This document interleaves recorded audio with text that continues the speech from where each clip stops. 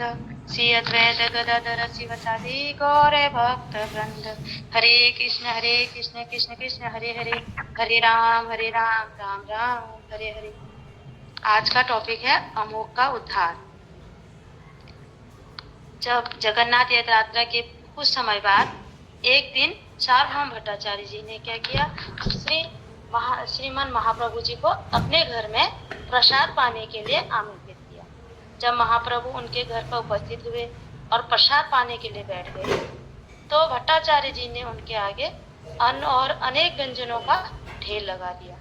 यह देखकर महाप्रभु बोले, भट्टाचार्य जी, यह आप क्या कर रहे हैं? क्या मैं अकेला इतना खा सकता हूँ? यह सुनकर सार्वभौम भट्टाचार्य जी हंसते हंसते कहने लगे, प्रभु, जगन्नाथ मंदिर में तो आप 52 बार सैकड़ों मन अन्न पा जाते हैं तथा द्वारिका में 16,108 रानियों के घर का भोजन पा लेते हैं। इसके अतिरिक्त जब ब्रज में अन्नकूट के समय आपने समस्त ब्रजवासियों के द्वारा अर्पित किए गए हुए हजारों खाद्य अन्नों को एक क्षण में खा लेते हैं, तो फिर आप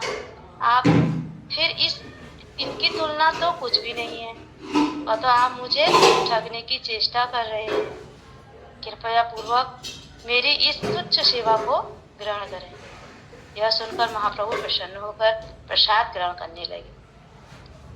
जब प्रसाद ग्रहण करने के लिए बैठ गए, अभी उन्होंने भोजन करना आरंभ किया ही था कि उसी समय सार्वभौम भट्टाचार्य जी का जो दामाद है अमोघ वहां आ पहुंचा। वह बहुत ही बड़ा पाखंडी था और साधु संतों का निंदुक था। उस समय सार्वभौम भट्टाचार्य जी हाथ में लाठी लेकर द्वार पर खड़े थे। उन्हें संदेह था कि कहीं अमोघ महाप्रभु को प्रसाद पाते हुए देख लिया तो वह अवश्य ही निंदा करेगा। और वही हुआ। अमोघ ने दरवाजे से झांककर महाप्रभु को प्रसाद पाते देख लिया। वह कटाक्ष करते हुए बोला, अहो, एक सन्यासी 10-20 व्यक्तियों का भोजन अकेला ही पा जाते हैं। यह तो बड़े आश्चर्य की बात है। यह सुनकर जैसे ही सार्वभौम भट्टाचार्य जी उसे मारने के लिए उनकी ओर लपके तो वह जल्दी से वहां से भाग गए। अब भट्टाचार्य जी क्रोधित होकर उसे श्राप देने लगे। सार्वभौम भट्टाचार्य जी की स्त्री भी, जो महाप्रभु की परम भक्त थी, वह रोते रोते दोनों हाथों से अपने छाती को बार बार पीट कर कहने लगी, मेरी लड़की साटी विधवा हो जाती तो अच्छा था। मेरी लड़की जो है, बेटी साटी जो है, विधवा हो जाती तो अच्छा था। उन दोनों को इस प्रकार दुखित और विलाप करते हुए देखकर महाप्रभु हृदय से द्रवित हो गया और उन्हें प्रसन्न करने के लिए महाप्रभु ने उनकी इच्छा अनुसार ग्रहण किया।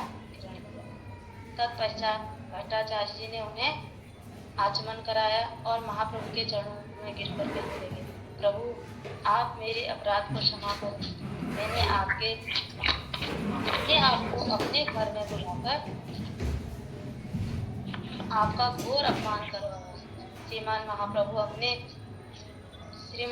कहने लगे, भट्टाचार्य, अमोघ ने मेरी निंदा नहीं की, बल्कि उसने तो सत्य ही कहा। उसमें आपका क्या अपराध?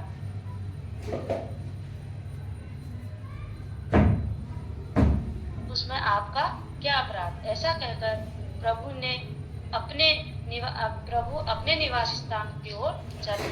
सार्वभौम भट्टाचार्य जी महाप्रभु को छोड़ने के लिए उनके घर गए। प्रभु के निवास स्थान पहुंचकर वे प्रभु के चरणों को पकड़कर रोने लगे। प्रभु ने उन्हें सांत्वना प्रदान कर वापस भेज दिया। अपने घर आकर वे पत्नी से कहने लगे, आज मैंने जिनके मुंह से अपने प्राणनाथ की निंदा सुनी है, यदि मैं उसकी हत्या कर दूं या स्वयं की हत्या कर लूं, तभी मेरे अपराध का प्रायश्चित होगा। परंतु मैंने यह दोनों ही कार्य नहीं कर सकता, क्योंकि अमोघ ब्राह्मण है और मैं भी ब्राह्मण हूँ। अतः मैंने आज से उस दुष्ट का परित्याग कर रहा हूँ। ऐसा कहकर वह पुत्री साटी से बोले, बेटी, तेरा पति पतित हो चुका है, अतः तू उसका परित्याग कर दे, क्योंकि अभक्त एवं नास्तिक पति को त्याग कर देना ही उचित है। उस प्रकार अमोघ भय के कारण घर नहीं आया। प्रातः काल जब वह घर आया तो उसे हैजा हो गया।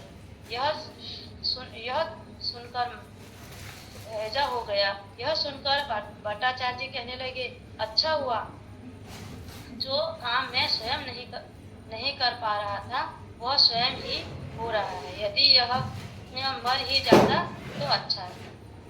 भगवान के चरणों में अपराध कर कोई कुशल पूर्वक कैसे रह सकता है। दोपहर के समय जब महाप्रभु यह समाचार मिला तो वे तुरंत ही वहां पर आ गए और अमोघ की छाती पर हाथ रखकर कहने लगी, ब्राह्मण तो स्वयं ही क्या होते हैं, सरल और निर्बल होते हैं, परंतु तुमने अपने हृदय में मात्सरी ईर्षा रूपी जो चंडालिनी है उसको क्यों बिठा रखा है। अमोघ उठो, कृष्ण नाम कीर्तन करो, अति शीघ्र ही भगवान तुम पर कृपा करेंगे। उसी क्षण अमोघ कृष्ण कृष्ण कहता हुआ उठकर खड़ा हो गया और प्रेम से उन्मत्त होकर नृत्य करने लगा। कुछ क्षण पश्चात वह श्रीमद महाप्रभु के चरणों को पकड़कर निवेदन करने लगा, हे दयामय प्रभु, आप मुझ पर क्षमा करें, मैंने अपने इस घृणित मुख से आपकी निंदा की। ऐसा कहकर वह अपने गालों और मुख को अपने हाथों से पीटने लगा। उनकी ऐसी दशा देखकर प्रभु ने उसे गले से लगा लिया और सार्वभौम भट्टाचार्य से कहने लगे, सार्वभौम भट्टाचार्य, यह अमोघ तो बालक है, अतः आप इसे क्षमा कर दीजिए। यह सुनकर सार्वभौम भट्टाचार्य के चरणों में अमोघ गिर पड़ा। हरे कृष्णा कृष्ण कृष्ण हरे हरे, हरे राम राम राम।